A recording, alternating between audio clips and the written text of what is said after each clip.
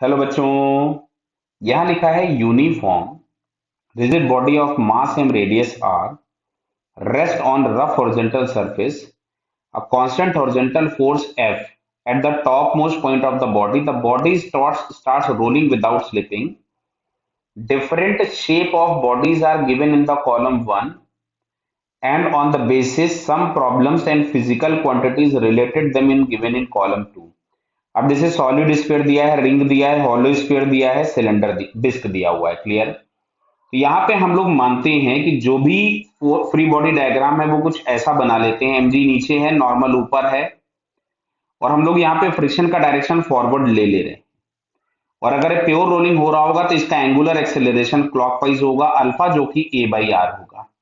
और इसके सेंटर का जो एक्सेलरेशन है वो हम लोगों को यहाँ पे a दिया हुआ है, इसको हम a मान लेते हैं, राइट साइड में ही है। क्लियर है। तो अब देखो, सॉल्व करने के बाद यदि fs प्लस आया, a प्लस आया, तो सारी चीजें जो जैसी हैं वैसी रहेंगी, और अगर कहीं माइनस आया तो माइनस हो जाएगा। क्लियर। अपोजिट हो जाएगा डायरेक्शन। तो यहां से इक्वेशन अगर हम लोग लिखते हैं तो हमको मिलता है f plus F S is equals to M A. ये फर्स्ट इक्वेशन हो जाता। दूसरा अगर हम देखेंगे तो फोर्स का टॉर्क आएगा एफ आर, फ्रिक्शन का टॉर्क आएगा F S into R is equals to I into alpha, और अल्फा की जगह हो जाएगा a/r²। तो क्या मैं इसको f minus F S is equal to I A upon R square लिख दूं? ऊपर स्क्वायर बोल दिया था तो गलत बोला, a/r था, r कॉमन लोगे, अब यहां से नीचे ले जाओगे तो r²। ये आ गया इक्वेशन नंबर 2। दोनों को ऐड कर दिया तो यहां से एफ एस कैंसिल हो गया, a हम लोगों ने कॉमन निकाला तो यहां से बचता है m प्लस i/r²। तो यहां से साहब जो एक्सेलरेशन आया that is 2f upon m plus i/r²। ये हम लोगों के पास एक्सेलरेशन आ गया। अब हमको अच्छा दिख रहा है कि ये जो एक्सेलरेशन है वो किसी भी कंडीशन पे प्लस ही होगा। बराबर है, f प्लस था, m प्लस होगा, i प्लस होगा, r² भी प्लस ही होने वाला है। सो सॉलिड स्फीयर होता तो एक्सेलरेशन तो हमेशा राइट साइड में ही दिखाई देगा। अब acceleration of centre of mass पूछा हुआ है तो यहाँ पे हम i की डिफरेंट डिफरेंट वैल्यूज रखेंगे तो हमको अलग अलग आंसर मिलेगा। तो रिंग रखोगे तो रिंग के लिए आ जाएगा mr², तो r² से r² कैंसिल, मतलब एक्सेलरेशन हो जाएगा f/m। क्लियर। तो सबसे पहले हम यहां से अगर एक्सेलरेशन लिखते हैं, क्योंकि एक्सेलरेशन 4/3 भी दिया हुआ है किसी चीज का, तो इनमें से किसी एक का एक्सेलरेशन ये आ जाएगा शायद ये।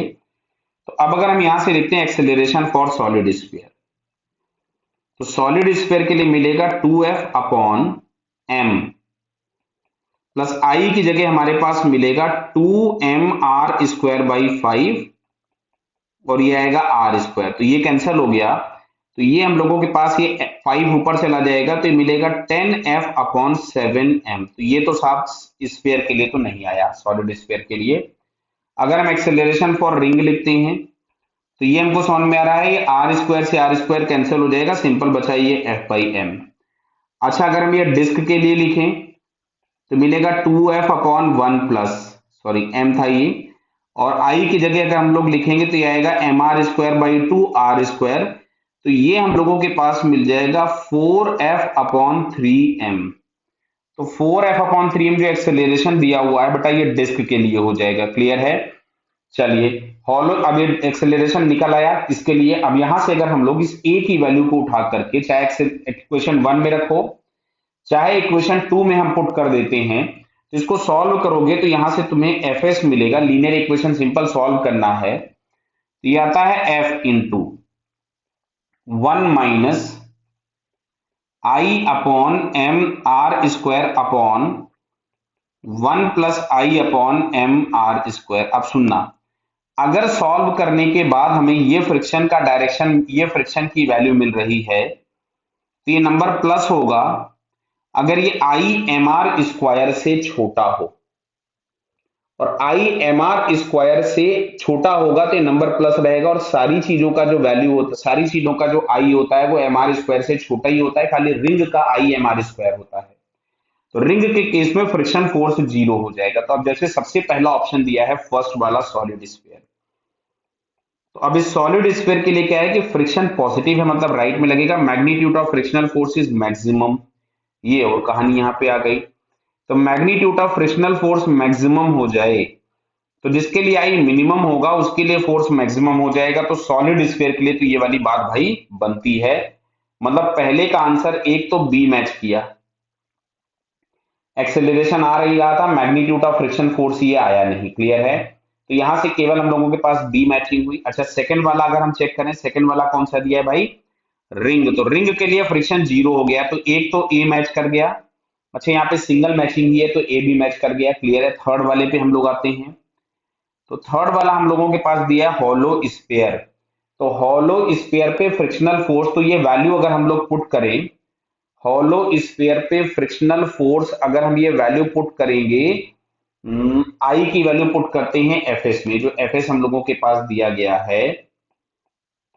तो यहां से मिलेगा एफ इंटू 1 - यहाँ पे बेटा 2/3 हो जाएगा। समझ में आ रहा है ना? 2mr² आएगा तो 2/3 आ गया अपॉन में, यहाँ पे 1 + 2/3 हो जाएगा। तो ये आ रहा है एफ।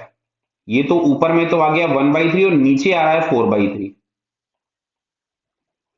बराबर है नहीं? 5/3 आ रहा। कितना आ रहा है? 5/3। दिख रहा है ना बेटा? ये 5/3 हो जाएगा। 3 + 2 कितना हो जाएगा? 5। तो ये 3 से 3 कैंसिल हो गया, तो ये आया f/5। यानी जो थर्ड वाला ऑप्शन है वो डी से मैच किया।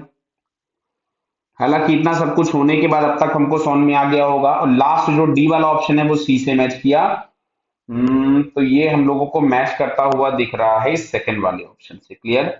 तो इसका सेकंड आंसर क्या हो जाएगा? करेक्ट। क्लियर है बेटा? Okay, all the best.